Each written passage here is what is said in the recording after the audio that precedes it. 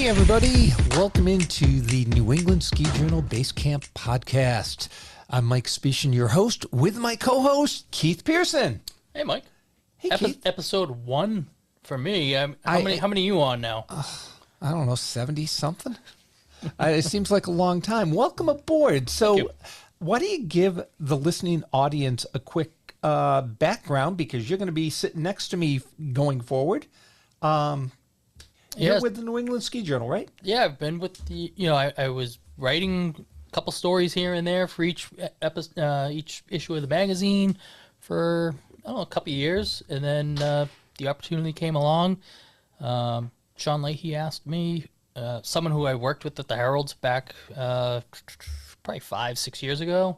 And then he wanted to gauge my interest. And I said, this is a great chance. Why not... in addition to skiing, which I try to do as much as possible during the winter, but now I can make some money off of it as well. Why not? I'm getting rich. I hope you get rich too. I mean, it's incredible. But no, I am really happy to have you here. You will be taking the place of Eric Wilbur, who was wonderful for the Ski Journal, wonderful for this podcast, just a true historian. And it's going to be just as much fun with you. We have another news. Ready for this? We got our sponsor back. That's right. Actually, all right. Absolutely. Big rounds of applause. David, you doing okay over there?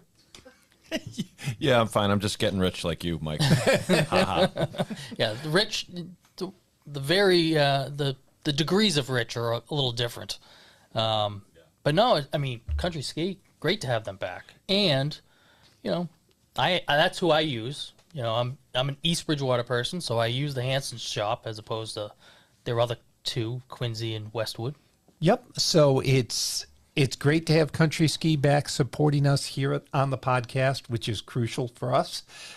We have some other sponsors coming back, but we'll announce them here in the future. But this is going to be a fun ride. Yeah, let's see where it goes. And, we'll kick around some ideas off camera and see where we go and which mountains we end up at. Well, we could do everything remote. You want to go skiing, David? I'm a terrible skier, but... you can hold down the spots at the bar for us. Yeah, tell me more about the après ski experience, and you'll have me in the fold for sure. Thank you. I get it. You're old school. So am I, David. I'm just a terrible skier, but I enjoy the mountain experience for sure. Exactly. Well, for this episode, I love doing episodes that have some history in them. Okay, it's one thing about today's ski world, whether it be an Epic Pass, an Icon Pass, or whatever else, but history is so key. And we can't forget about how the ski industry was influenced by the Europeans here in New England, the ski schools, and so on. And our veterans coming back out of World War II that created what we know today as the U.S. ski industry. Yeah, I mean, it was them going over there to see what it was like. And skiing took essentially the 40s, late 40s, 50s, that it was a boom period. After those first primitive trails were cut on the Wildcats, the Cannons, it took off sort of like, take a golf analogy, Francis Ouimet, 1913 winning at the Open. Golf took off with that. Skiing took off in the late 40s to 50s and 60s. It was romanticized. It was something that everybody wanted to do. There was a rope tow in every town at one point, virtually. If you had a hill, you could guarantee there was a rope tow.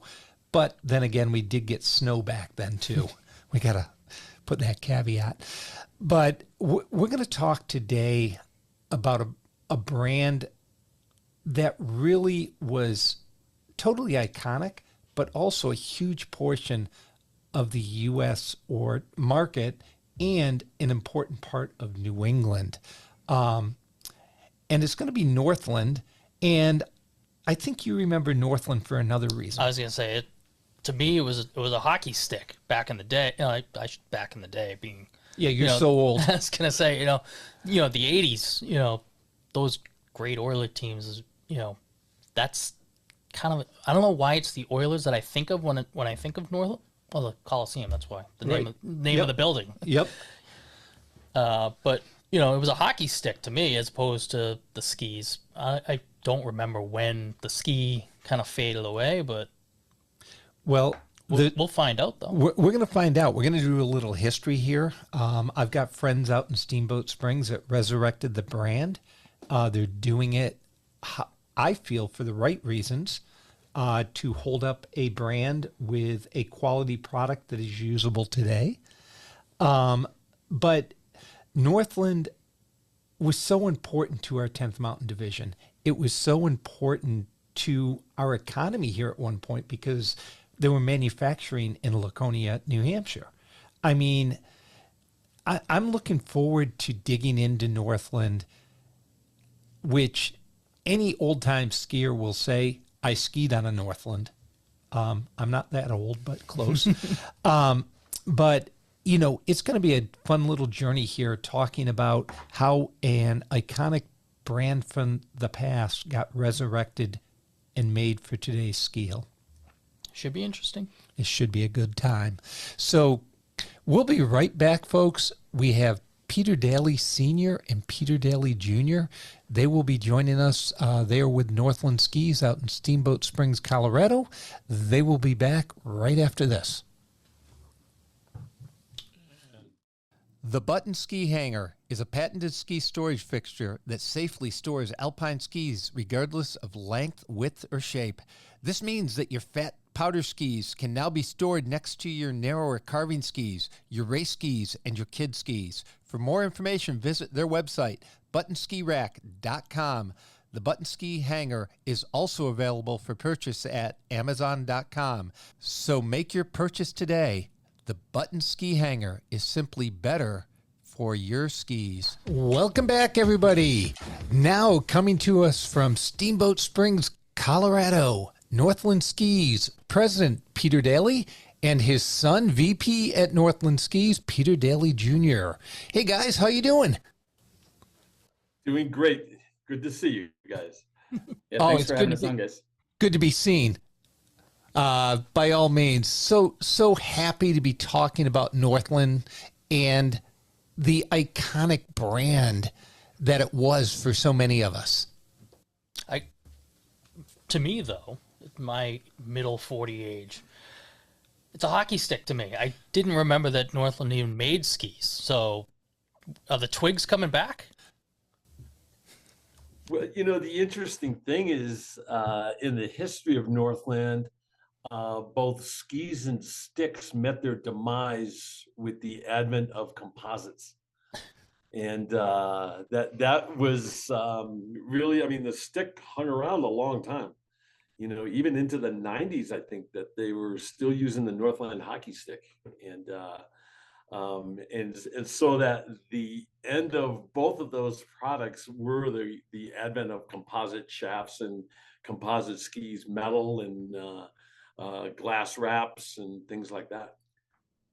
With that being said, we should mention that I got a hockey stick in the shop just when you take your lunch break, run a couple reps, stick handling, stuff like that. So it's not out of the question that the sticks may make a comeback. I should clarify that. Got to keep those paws saucy, right? Exactly. That's awesome. So, what made you guys go to bring the name back? What went into the idea of, resurrecting what was once an iconic brand? You're gonna take this. Well, one. a little history. I was, and it goes back to working with Mike. I had developed a custom insole system, and we had moved that all over the country. Ski Market sold that product. And as I advanced in the insole business, I started to develop a new liner this was at the advent of the AT ski boots coming in. The ski boots became very light. They took a lot away from the ski boot. It went uphill really well, and downhill was an adventure. So I worked on a liner that that would make that ski boot perform better. At the same time, I wanted to have the same ski every day out on the hills. So as I made changes to those liners, I could read what was happening. And at the same time, the industry went to a wider, that's when the wider rockered skis came in. And I wanted a carving ski. I wanted to be able to drive a performance ski. And I had somebody make a few pair, and then they really didn't make exactly what I wanted. And that led us to making our own ski. It was, I guess, necessity was the mother of invention. And when it came down to naming the ski, we were making them with a hickory core. Really didn't start with the history of Northland, but soon realized, Northland was built around the hickory ski. And because we were making the cores with hickory, I was sitting there one night trying to figure out how we were going to name the ski. And there were a pair of Northlands, old pair of Northland slalom, a Bantam slalom sitting in the corner, and the light bulb went off. And I went and researched the name, and it had been abandoned in the mid 70s. And the Patent and Trademark Office, because it was already a brand, and had a copyright on it, they were very easy to work with to bring that back. And that's how we got the name, and went back to the original logos on the skis. That's amazing. It's the brand. I don't know anybody that walks into a New England Ski Museum or Vermont Ski Museum or the U.S. Ski and Snowboard Hall of Fame that doesn't look over and see a Northland ski sitting there. It's incredible. I will add, Mike, to what you just said, lift lines too. We get so many comments. My grandfather skied on Northlands. My first skis were Northlands. And so it really does have a connection to the past. I can see that happening since, I do ski on them. I can tell you about them. But Peter Jr., why don't you give us a little history on Northland, where they started, their connection to New England?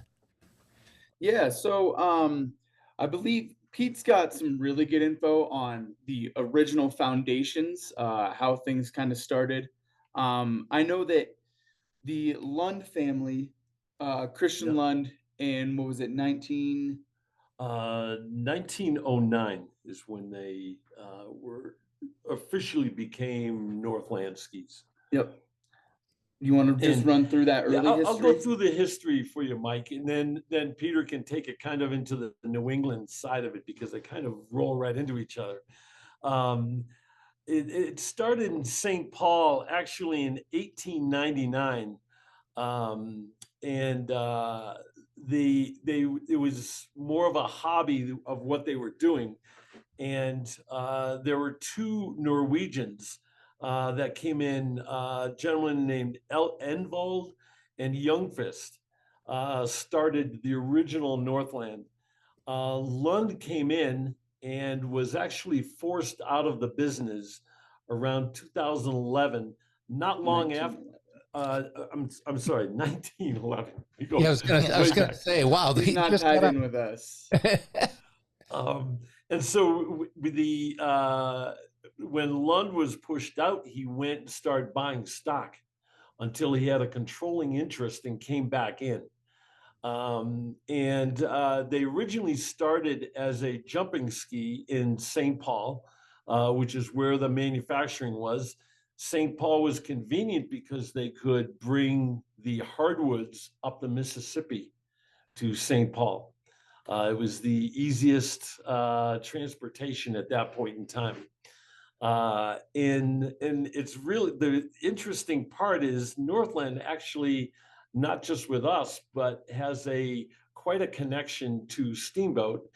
In 1917, it was at Henry Hall. Henry Hall set the world record at Howelson Hill, downtown Steamboat, for ski jumping. 202 feet was his jump. And if you go to the Steamboat Springs Winter Sports Club now in downtown, there's the record board, and it actually says right on the board that he was on Northland Skis.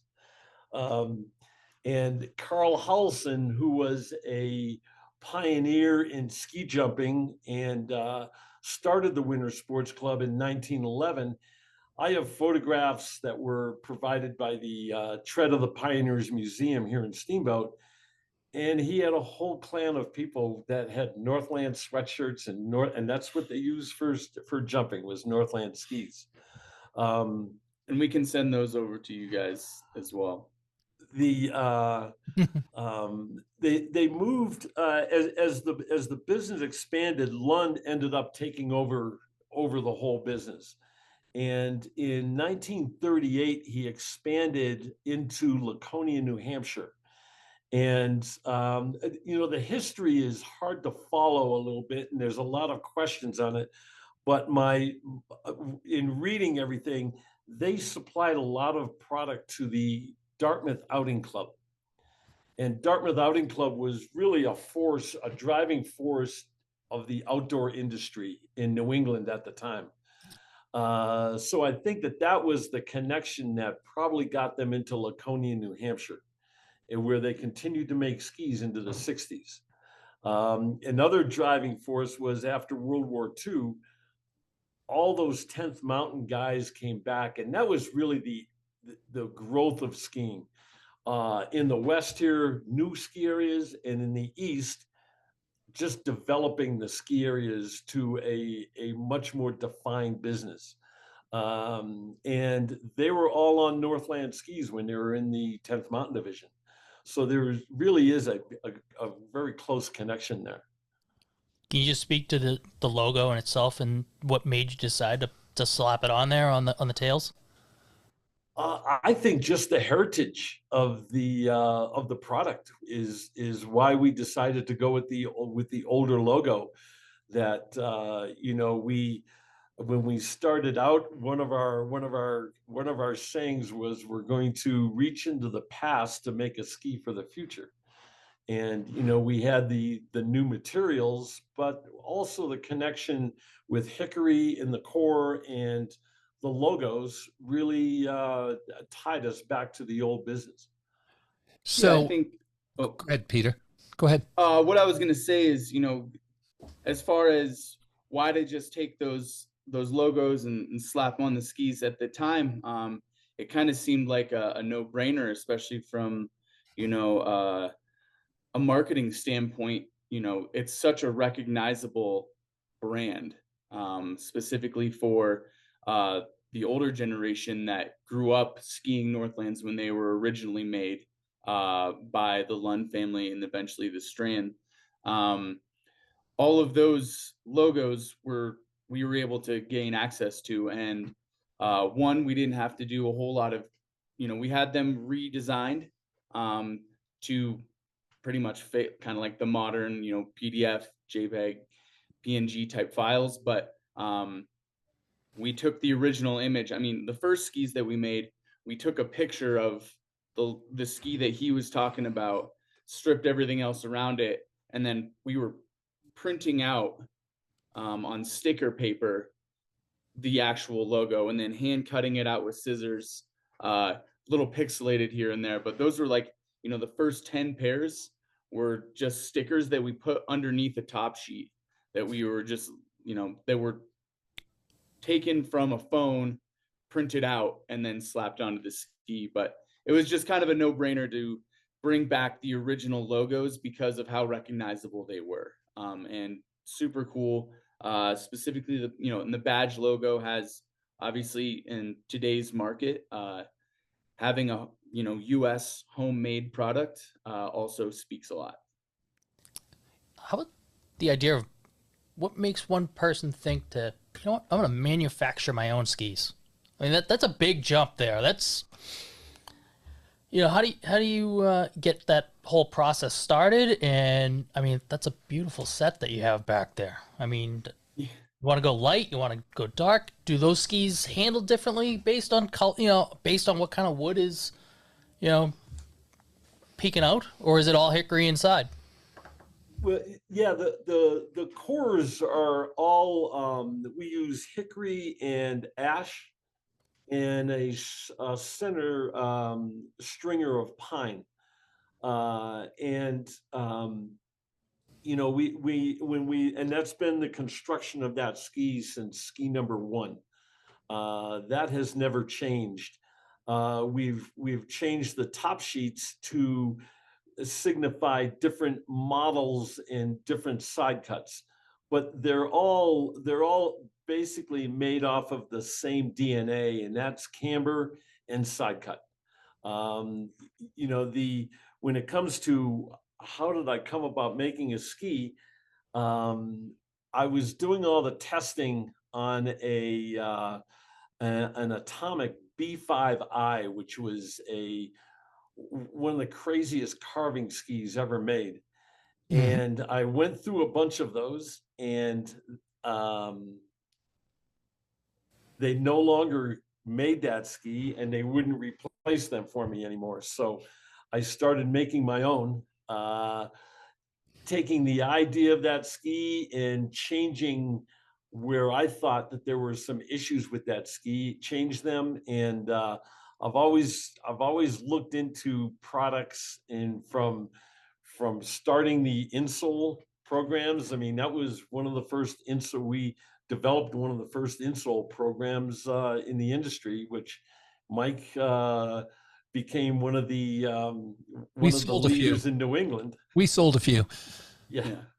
And also, just going off of, you mentioned earlier, we do have the different top sheets, the different side cuts, the different cambers, the different lengths, that kind of stuff. But you mentioned there's an inherent DNA that's in the ski, and that's focused on developing a ski that is performance based with, like we mentioned, lots of camber and lots of side cut. How we kind of started doing this was, like Pete mentioned, he was trying to find a ski that he could continue to go with once that atomic was discontinued. And we approached a couple different companies here in Colorado, and most of them told us, hey, that's a great idea, but that's an East Coast ski and we're not going to make that. And that kind of turned into us saying, well, I guess we'll just do it ourselves then. And that's that's sort of how you get into making your own ski, is when other people say, well, that's not going to work. You just decide, I guess we'll have to do it ourselves then. We do have, that inherent DNA is going to be in that core as well. Like you mentioned, the pine, the ash, and the hickory on the sidewalls. That hickory is going to be an exposed sidewall, which is something that makes it one unique for us, but also pays homage to that original, Northland design with the hickory sidewalls as well. With that being said, Peter Jr., okay, we're talking the hickory sidewalls and so on. What other components? I mean, people are putting Titanol in skis. They're putting carbon in skis. They're putting Kevlar in skis. What do you guys do that is different? And is that, I know you don't have Titanol, is that a positive or a negative? It depends on what you're looking for in your ski. If you are looking to, so what I would say, to preface this, we don't have any Titanol in the ski. There's no metal except for the edges in the ski. I think that what we do have is the skis themselves look very retro style. We have the, wood sidewall. We have a wood veneer top sheet. They maybe don't look like every other ski on the rack that's made in the modern era. But that does not mean that underneath, the wood, especially the top sheet. We have a full length layer so all of our materials are going to span from edge to edge, tip to tail. Now that's going to stand in contrast with a lot of different companies that are out there that are using materials like we are, such as Kevlar, carbon fiber, like you mentioned, fiberglass. A lot of times as people are constructing, or a lot of companies are constructing their skis these days, they are doing what they're going to call a weave, which will be pretty much, they're going to take, let's call it diamond patterns for the carbon. And they're going to kind of cross as they go across the ski. And what that's going to do is it's going to provide some stability in certain areas across the ski. So your torsional stiffness gets reinforced by that carbon fiber. People are using Kevlar specifically in the boot sections to quiet a ski down. The great thing about Kevlar, it's used in bulletproof vests. It absorbs a lot of energy. So what we have done is, instead of just putting that Kevlar right under your foot so that you don't feel the chatter so much when you're up at those higher speeds, digging into a little bit harder snow, instead of quieting just where your foot is, we try to actually quiet the ski down. So we have edge to edge, tip to tail. We're addressing your chatter at the point of where that begins, not at where it starts to affect your foot. You quiet the whole ski down. It makes for a much smoother, more reliable turn instead of a chattery, but it feels a little bit more comfortable right where your foot is. Awesome. That is awesome. What made you decide, especially considering you're based in Steamboat, and that's why narrower, especially, when you hear, oh yeah, the narrow ski is strictly an East Coast ski, and go as wide as you can get when you get out west to the Rockies. Yeah, I think I'm going to take this one because I think it really speaks to why I got involved. Okay. When this was first started, Pete was doing this with a friend of his, and they got everything all set up. They were, I was, there for the initial pressings, but I was also still in school at the time. So I was making trips back on the weekend to come help. But, Pete grew up on skis like we're kind of making now, that have a lot of camber, that have a lot of side cut. And I grew up at kind of the tail end of the transition between what we would call, the parabolic design into the fat ski generation.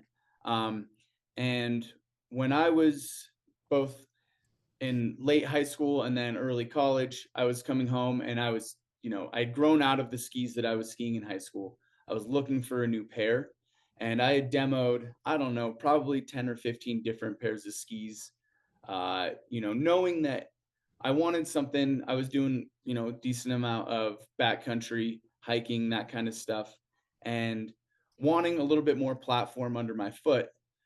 So knowing that, was gravitating towards, like everyone else was pushing, these wider, fatter skis. And while they were fine when I would be, hiking up huge traverses and going through deep snow in the backcountry, as soon as I got on the resort, I lost a lot of functionality in the ski, and the performance just wasn't there. And I can, countless number of times would go to lay into an edge, and all of a sudden the ski, too much pressure into the ski washes out, and I'm, flying sideways on my hip down a run at, 50 something miles an hour, maybe faster.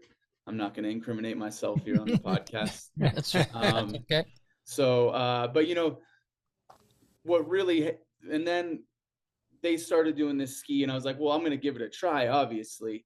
And I immediately noticed a difference, and what I was missing in these other skis was a performance that was reliable and consistent, and that could really handle what I was throwing at the ski. I think that speaks to kind of the design of the ski. Is, to date, I don't think we've had anyone that's found the limit of the ski. It is the ski takes what you give it and gives that back to you.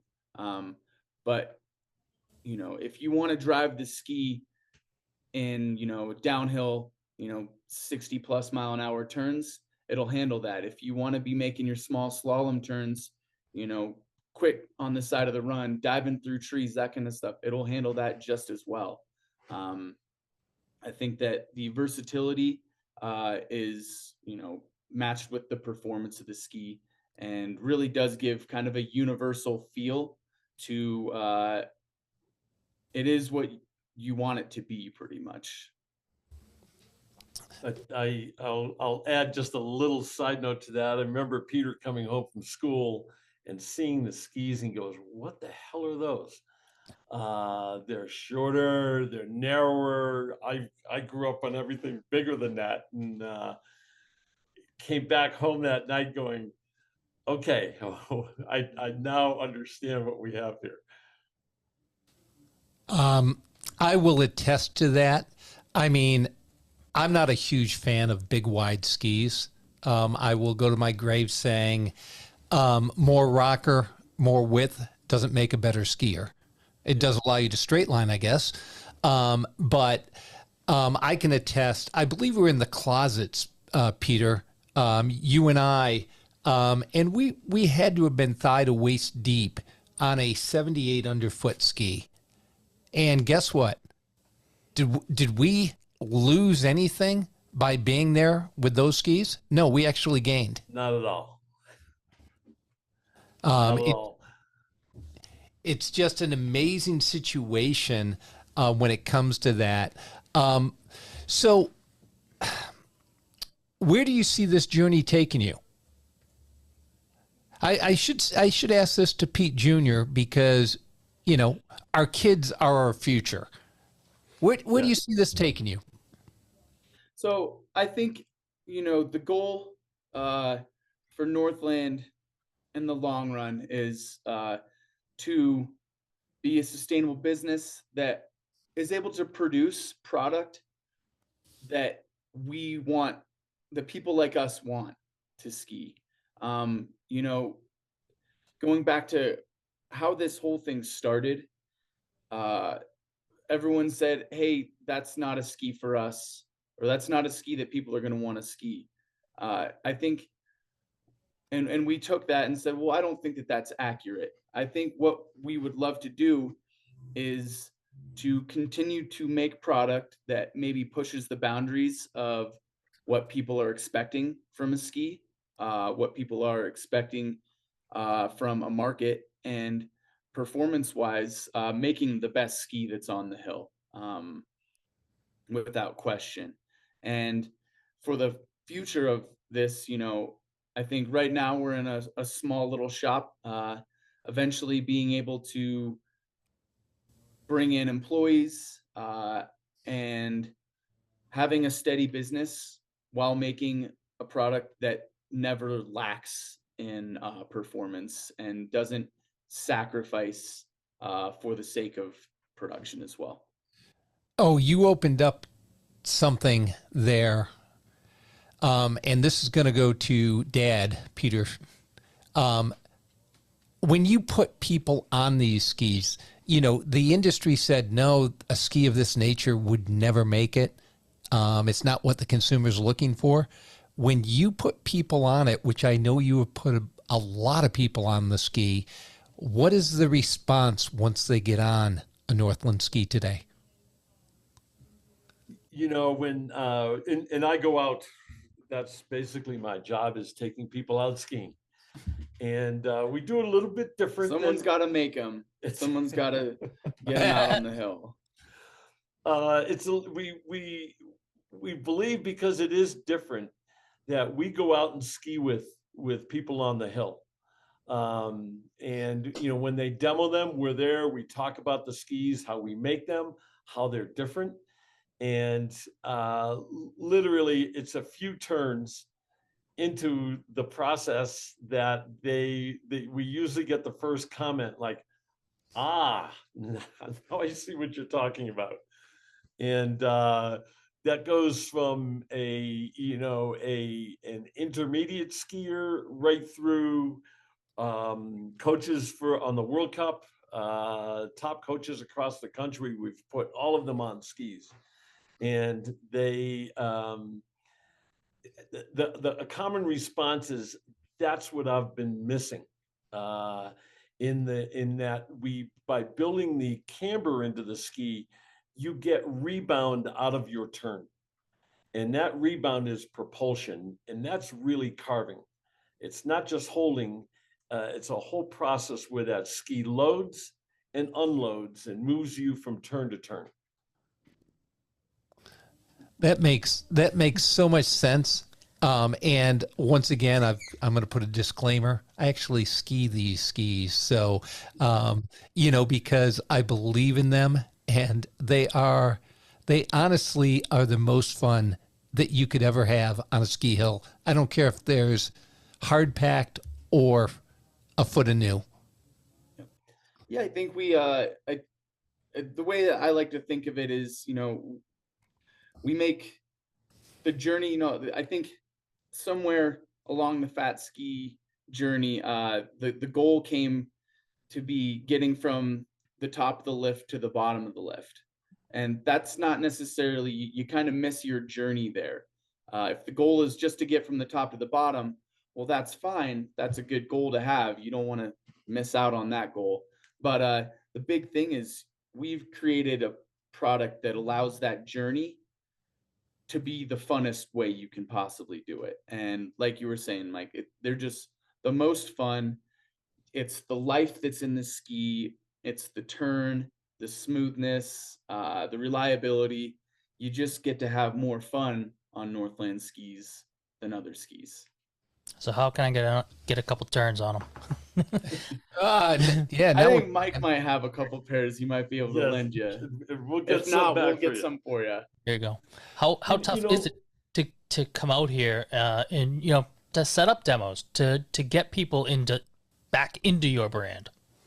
Well, we are working with a friend of ours who is in the Stratton Valley, and she's in Portillo right now. What's that? She's in Portillo right at the moment. Oh, okay. Bummer. But well, she's skiing powder, I can tell you that. Exactly. So yeah, she's going to be set up, and we'll be doing demos around New England, and also we'll have them out of her place at the Jamaica House, that she recently took over and is redoing and turning it into a really nice ski venue.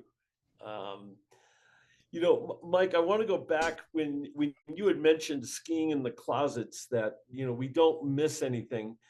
Although we're narrow underfoot, the dimension on our ski, I can take our 168 ski that is 78 underfoot.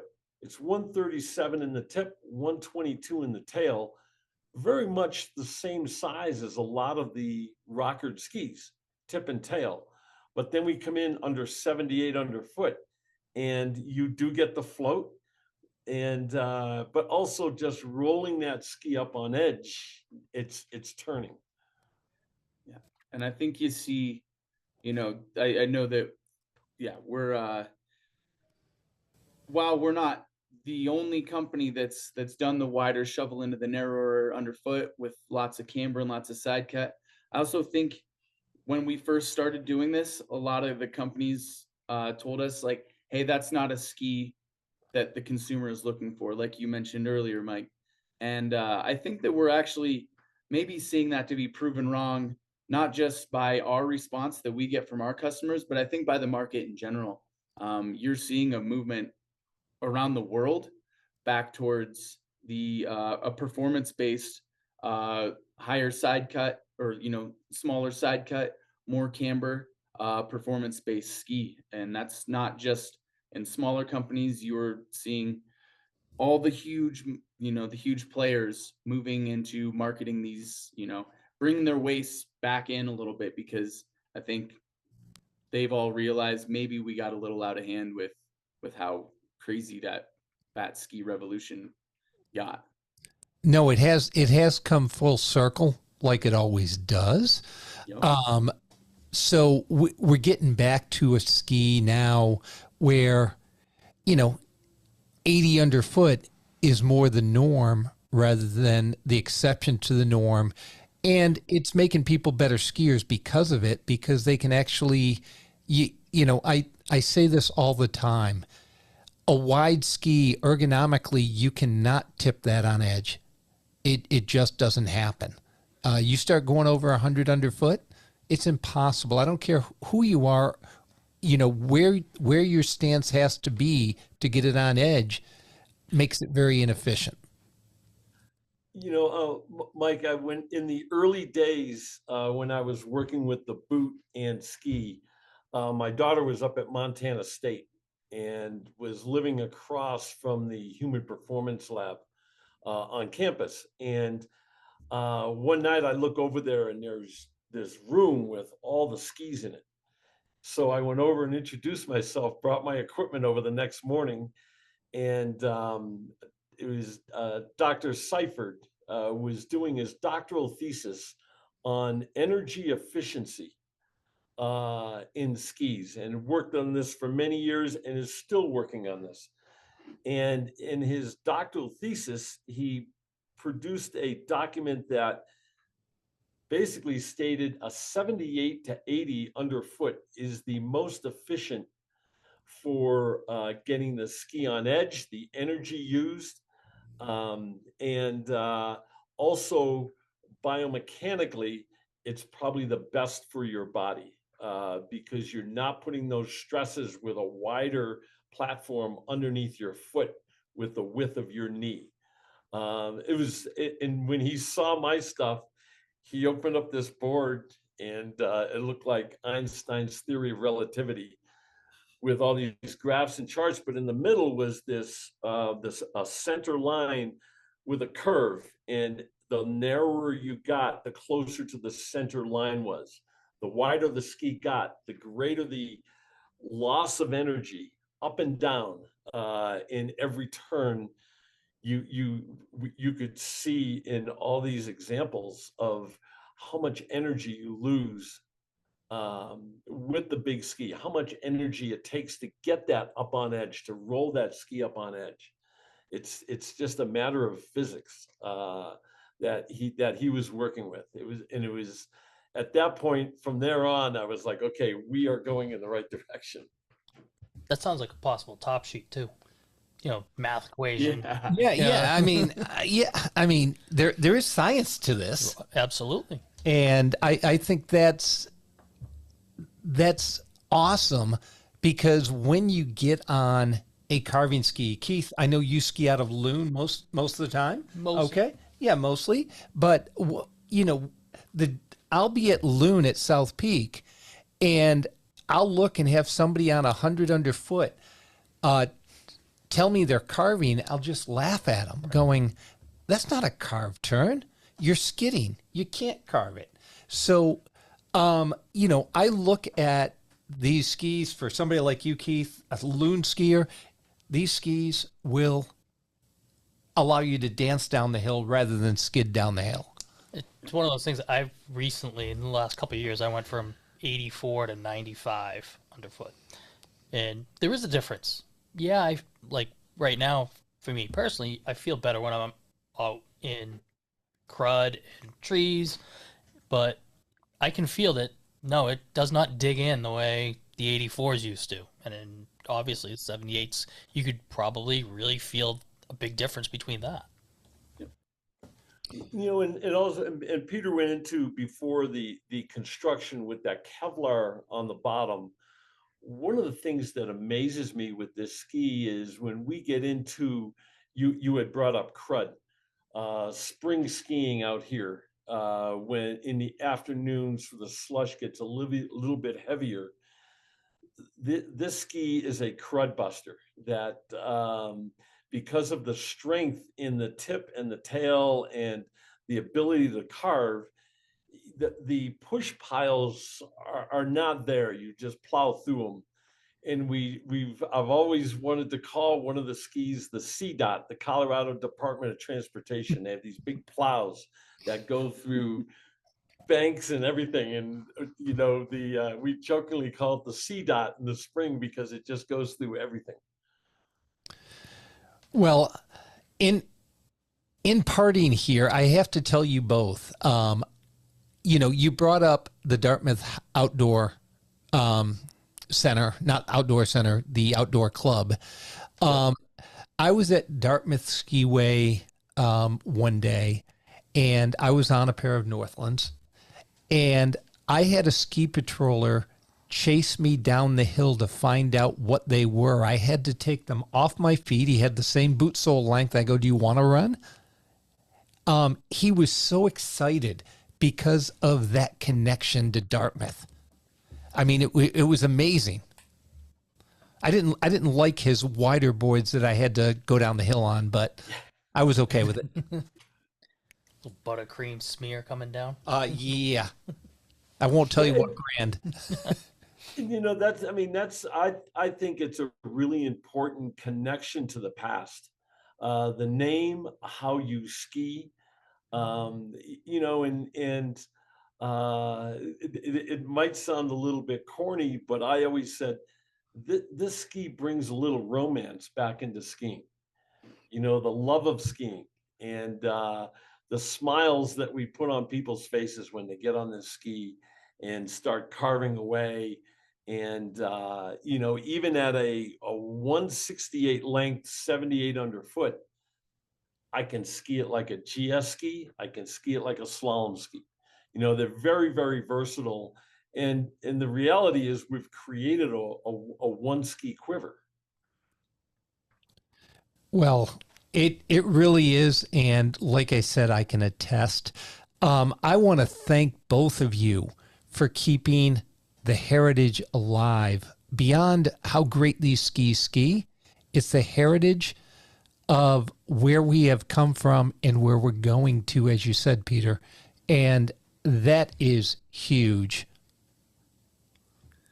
Well, yeah, and thank you guys for having us on to, one, spread the word about it, and two, to also be the voice that connects with the people, because that's where the real sport lays with the skiers out there. So Yes, it does. So, folks, that's Peter Daley and Peter Daley Jr., our first ever father and son connection on the podcast. Coming to us from Steamboat Springs, Colorado. We'll be right back after this message. Thanks, guys. Thank you, guys. If you want to be inspired and informed on everything about the New England ski and outdoor scene, then you need to check out skijournal.com. Skijournal.com delivers daily content on breaking industry news, tips, gear, dining, travel, entertainment, as well as all archived episodes of the Emmy-nominated New England Ski Journal TV show and the Basecamp podcast. And don't forget to subscribe to New England Ski Journal, the longest-running regional ski magazine in the country. New England Ski Journal's award-winning writers and photographers bring all 4 seasons to your door with best-in-class coverage on skiing and the outdoors. Log on to skijournal.com and click on the subscribe button to get New England Ski Journal mailed to you today. New England Ski Journal is a Siemens Media publication. Siemens Media. Inspiring, informative, insightful. Hey, welcome back to the New England Ski Journal Basecamp podcast. We just had the Daleys on to talk about Northland Skis. Mike, you said you've got a pair. How come you didn't bring them in today? Just to give us some tactile. You know what? I probably should have. Because I like their background. Yeah, you like their background. Well, David has a good background here, too. It's pretty good. But a nice set of skis right next to it. Yeah, I've got 2 pairs at home. So are they both classics or?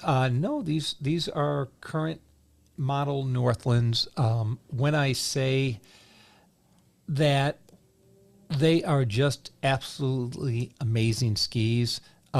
Peter Sr. and I have known each other for a long time because we work, out of the ski market where we did a whole bunch of footbeds with them, both in inline skates and in ski boots. So I've been around the Northland brand since it was brought back into the marketplace. What is really amazing to me is that he has gotten on board with rave reviews, former World Cup skiers that absolutely love these skis. He was talking about up in Stratton area. Yep. That's Mercedes, who just came back from Colorado. She is up there. She was a Stratton Mountain School person. Noelle Lyons, who was, the original. Noelle was actually on the podcast with us a couple years ago. They're her favorite skis. She won the original big mountain competition in Alaska, plus 24 hours of Aspen. And Bill Best, another, he is actually with Surefoot, but another ex-Stratton Mountain School skier, World Cup skier, that has been living on these skis. So to look at what has been done, the history that they have embraced in Northland, and actually taken it over and made a ski that skis absolutely phenomenal. Where do you feel it?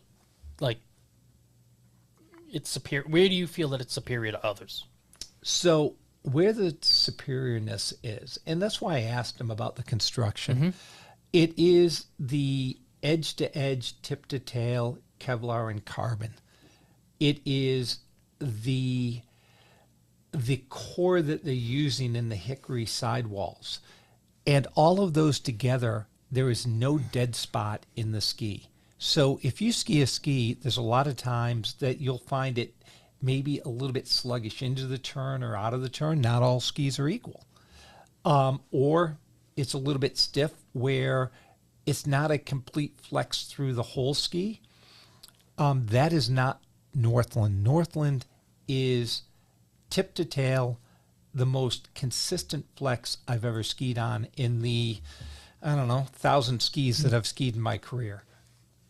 It's one of those things based on what kind of like the industry is pushing. Like wider is better. It might have some benefits, but the idea is you need that one ski quiver that, that you can rely on. You definitely do. Thank goodness I don't have to have just one ski in my quiver. But no, they are amazing, amazing skis. And I just love what they're doing. You guys, anybody listening to this podcast, David will have the information up on the podcast for you guys to go on their website, take a look, but also to embrace, a nostalgic type run back in life. It's a beautiful looking ski too. Can't deny that. I mean, that one stands out. It's gorgeous. And just stand back from it though. Yes, it is gorgeous by all means. Well, moving forward, everybody, if you have any ideas for the Basecamp podcast, Keith is going to, as the new editor for New England Ski Journal, what is your email address, Keith? So, email Keith, Pearson, @skijournal.com. And I'm always open for suggestions, complaints. I take it all. So as editor, if they have suggestions on articles then, as well as podcasts. Absolutely. Like if we don't think, if we think that it will be a better idea for a podcast, maybe than an article, maybe we go that way. But, or vice versa. It can, either way, we're always open for ideas, As always, folks, I will get the guest. I'm good at that. Send Keith any ideas you have, and we will see what we can do to make sure we're giving you what you're looking for. And that will be it for this episode of the Basecamp podcast. I'm Mike Specian, and he is Keith Pearson. And we will see you next time here on the Basecamp. I hope everybody is thinking fall. Winter is coming. It's going to be a classic one. Get those ciders out. Exactly. And we'll see you next time. Have a great one. New England Ski Journal's Basecamp is a Siemens Media podcast. Siemens Media. Inspiring, informative, insightful.